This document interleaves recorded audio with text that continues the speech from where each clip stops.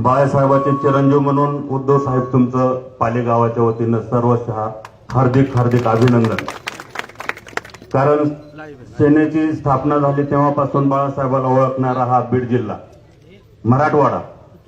आणि साहेबांची सभा खंडेश्वरी मैदानात घेतली साहेब, त्यावेळेस आम्हाला पैसे नसायचे.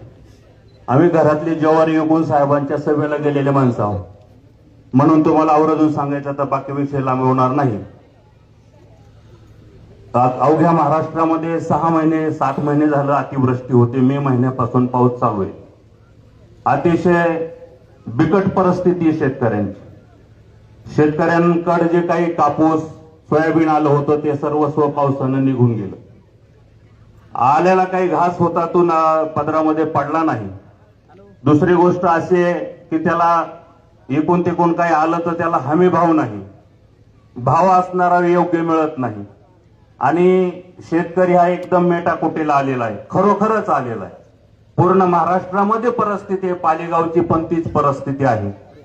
शेतकऱ्याचं कर्जमाफीचं धोरण सरकारनं आता अंबादास दानवे साहेबांनी सांगितलं किंवा त्यांनी घोषणा केली, परंतु 6 महिन्यानंतर करणार आहेत. मग 6 महिन्यानंतर घोषणा करून काही उपयोग होणार नाही.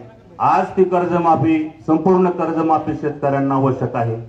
दुसरा मुद्दा असा आहे की शेतकऱ्यांना आत्ताची आत्ता जसं अतिवृष्टी झाली की लगेच त्यांना मदत मिळायला हवी होती. लाखो रुपयाचं नुकसान झालं आणि तुटपुंजी मदत शासनाकडून मिळालेली आहे. एक त्यांच्या गाई म्हशी वाहून गेल्या, गुरंढोरं वाहून गेले. काही काही व्हिडिओ असे पाहिले आम्ही साहेब की त्या घरी माणसं सुद्धा म्हणजे असं रडत होत. ते पाहत नव्हतं, एवढं विदारक चित्र या ठिकाणी होतं. म्हणून तुम्ही या ठिकाणी आलात, शेतकऱ्यांच्या व्यथा जाणून घेण्यासाठी आलेला आहात. आणि आपल्या भारताचा जर कणा असेल तर हा शेतकरी आहे. सरकार कोणतंही असो, सरकारनं अगोदर शेतकऱ्याविषयी धोरणं राबवले पाहिजे. दुसरी गोष्ट अशी साहेब, आपण सत्तेमध्ये होता, 2.5 वर्ष आपण मुख्यमंत्री होता. आम्ही टीव्हीच्या माध्यमातून पाहायचो, मीडियाच्या माध्यमातून पाहायचो, आपलं कामही व्यवस्थित होतं. परंतु आता तो राजकारणाचा भाग आहे, तो आम्ही काही तर बोलणार नाही. परंतु या ठिकाणी आता जे आपण संवाद साधण्याकरता आलेला आहात, खरोखर विरोधी पक्ष नेता कसा असावा किंवा विरोधात जरी असलं तरी काम कसं करून घ्यावं हे आपल्याकडून शिकलं पाहिजे. खूप काही आणखीन गोष्टी आहेत. आता आपण ज्या ठिकाणी बसलो साहेब, पाठीमागं बिंदुसरा नदी वाहते, धरण आहे मोठं वरती बीड शहराला पाणी पुरवठा करणार.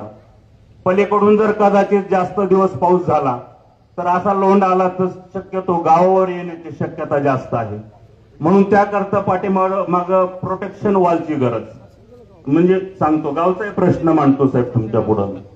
आणखीन तलावात असणारं त्या ठिकाणी जर पश्चिम महाराष्ट्रातलं पाणी, अनेक दिवसापासून आम्हाला नेते येतात, सांगतात किंवा पाणी आपल्याला मराठवाड्यात आणायचं, परंतु मराठवाड्यामध्ये ते पाणी येत नाही. आपण जर सत्तेमध्ये भविष्यामध्ये आलात तर ते पाणी मराठवाड्यामध्ये जर आणलं तर त्या ठिकाणी तुम्हाला सांगतो, हा जो दुष्काळी नेहमी दुष्काळी भाग आहे तो अतिशय चांगल्या प्रकारे शेतकरी पिकवतील. आता योगायोगाने आमच्याकडे रेल्वे आलेली आहे. रेल्वेचा आमचा माल मुंबईला आम्हाला आणता येईल साहेब. अनेक या शेतकऱ्यांचे प्रश्न, सीताफळाचा आमच्याकडे मोठा उद्योग आणता जर आला तर त्याच्यामध्ये अनेक रोजगार उपलब्ध होतील.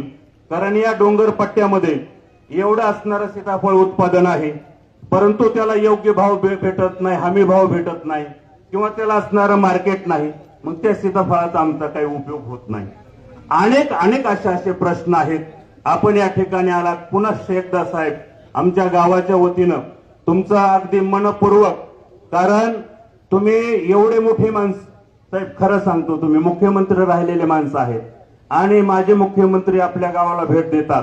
राजकारणाच्या पलीकडे जाऊन आम्ही तुम्हाला तुमच्या गावामध्ये मनपूर्वक अतिशय नम्रतेनं तुमचं आणखीन एकदा स्वागत आहे. कारण एवढी व्यक्ती आपल्याकडे येते आणि आपण इथं जर नाही, मोठे पण नाही साहेब, खरं हे गोष्ट कळलं पाहिजे सगळ्यांना. आणि म्हणून आपलं पुनश्च एकदा दानवे साहेबाचं, खैरे साहेबाचं, सर्व पदाधिकाऱ्याची मी नाव घेत नाही, मला या ठिकाणी सांगितलं तुम्ही बोलायला या. शेतकऱ्याच्या खरोखर या व्यथा आहेत आणि शेतकऱ्याच्या व्यथा जाणून घेण्यासाठी आपण आलात. आपण या ठिकाणी आपलं मार्गदर्शन मोलाचं शेतकऱ्यांसाठी करावं एवढं बोलतो आणि या खंडेरायाच्या चरणी गावकऱ्याच्या चरणी माझे 2 शब्द संपवतो. जय हिंद, जय महाराष्ट्र. कोणत्या आणखी शेतकऱ्यांना काही भूमिका आपल्या इथली मांडायची असेल ताई बसा ना खाली. महिलांना कोणाला बोलायचंय? कोणत्या महिला? या विषयात बोलू. शेती विषयातच बोलते, बाकी विषय आपण या शेतीच्या विषयी अतिवृष्टीविषयी कोणाला काही बोलायचंय? शेतकऱ्यांपैकी कोणाला बोलायचंय का बाबा? स्टँडर्ड नाही करायचं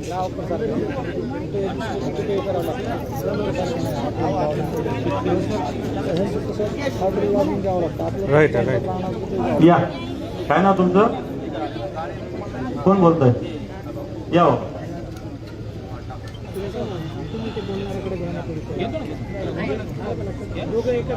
माधवराव आंधळे हे शेतकरी माननीय उद्धवजी ठाकरे साहेबांशी संवाद साधतात. बाकी बसा जरा.